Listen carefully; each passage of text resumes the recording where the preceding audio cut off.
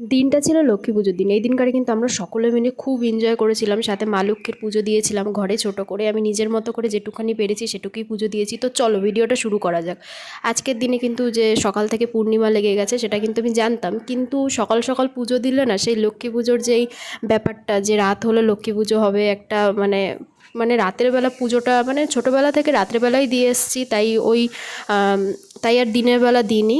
সকালবেলা এই যে মা কিন্তু নাড়ুটা করে দিচ্ছে, আমি কিন্তু পুজোটা দেবো, কিন্তু মা এই যে শুধু নাড়ুটা আমাকে একটু করে দিচ্ছে, কারণ আমি অত ভালো পারি না।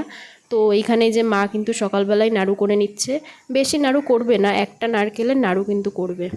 তাও জানো তো, মা প্রথমে ভেবেছিল যে এবছর আর নাড়ু করবে না, শুধুমাত্র ফল কেটেই মাকে পুজো দেবে, কিন্তু আমি শেষে বললাম যে না, একটা নাড়ু করো, মানে একটা নারকেলের নাড়ু করো। ঘরে আসলে নারকেল ছিল না, এই একটাই নারকেল ছিল, তো সেই একটা নারকেলেই মাকে বললাম নাড়ু করে দিতে। এইখানে দেখো এই যে নিরামিষ কড়াই খুন্তি এগুলো কিন্তু সব বের করে ধুয়ে নিয়েছিলাম।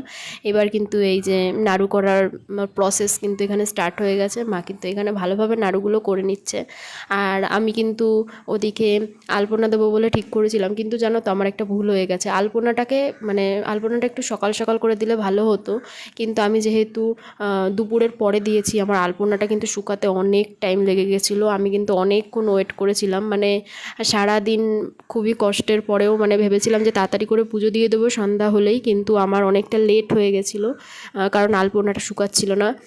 তারপর অনেকক্ষণ পরে আলপনা শুকিয়েছিল।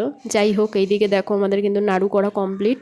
তো এইখানে এই যে ঠাকুরের বাটিতে কিন্তু এই যে নাড়ুগুলো মা রেখে দিয়েছে, তারপর কিন্তু এগুলোকে গোল গোল করে নিয়েছিল। আর আমি এই দেখো এখন কিন্তু প্রায় মানে 4টে ছুঁই ছুঁই আমি কিন্তু এখন বসেছিলাম আলপনা দিতে। আর আমার আলপনাটা না অনেকটা জল জল করে দেওয়া হয়ে গেছিলো, এটাও একটা মানে আমার মিস্টেক। যাই হোক, তো তারপর কিন্তু আলপনা দিয়ে দিয়েছিলাম। এখানে আমি কিন্তু খুব ভালো করে আলপনা দিতে পারি না, সবাই খুব সুন্দর করে আলপনা দিতে পারে, বাট আমারও তো আমি পারি না। আমি যেরকমভাবে পেরেছিলাম সেরকমভাবেই ছোটো করে দিয়েছিলাম। এখানে একটু বড় করে আলপনা দিয়ে তারপর মায়ের পায়ের ছাপ দিয়ে দিয়েছিলাম সব দিকে। তো তারপরে এই দেখো এখানে কিন্তু আমার যে সমস্ত ফল ছিল পুজোর, আমি কিন্তু সব কেটে প্রস্তুতি করে নিয়েছিলাম। তারপর আমি এখানে আলতা পরছিলাম। আলতা কিন্তু আমি কোনোবারেই পরি না, তবে এবার একটু ইচ্ছে হলো, সবাইকে দেখছি পড়তে, তাই মন হলো, তাই কিন্তু পড়েছিলাম। তো আলতা পরে কিন্তু পাটা কিন্তু সুন্দরই লাগছিলো, যাই বলো। তো তারপরে এই আলতা ফালতা পরা হয়ে গেল, তারপর কিন্তু আমি একটা জামা পরে নিয়েছিলাম। তো এই জামাটা পরেই পুজো দেবো। ভেবেছিলাম শাড়ি পরবো, কিন্তু শাড়ি পরা বহুত ঝামেলা, তো তার জন্য এই জামাটা পরেই কিন্তু আজকে পুজো দেবো। তারপর এই জামাটা পরে একটু আয়নার সামনে ঢং করছিলাম, ঢং না করলে হয় বলো। তারপর কিন্তু এই যে অনেকক্ষণ ঢং টং করছিলাম, কারণ ওদিকে আলপনাটা শুকাচ্ছিল। আমি ঘরে বসে বেশ কিছুক্ষণ ঢং ফং করার পরে তারপরে যখন আলপনাটা শুকালো তারপরে কিন্তু আমি বসে গেছিলাম। আর এই দিকে দেখো আমি কিন্তু দা দিয়ে ফল কাটছি গাইস, মানে সে যে কী ডিফিকাল্ট আমি কি বলবো। আমি কিন্তু এমনি মানে বটিতে বেটার হয় আমার মনে হয়, দা দিয়ে ফল কাটতে খুব প্রবলেম হয়েছিল।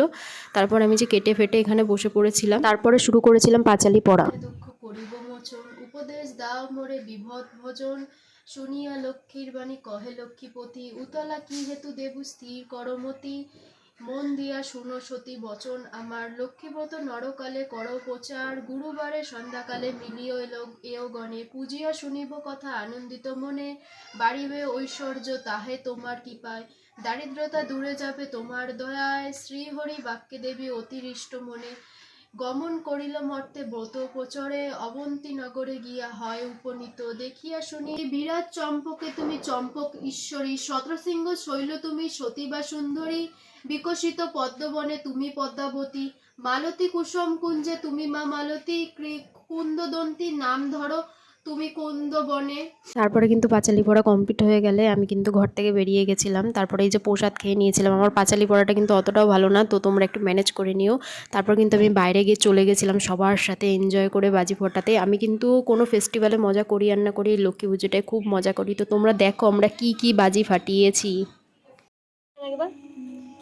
চরকাতে ভাই ভাই এখন উদ্বোধন করছে চরকা, তো ফস করে বেরিয়ে যায় মালটা।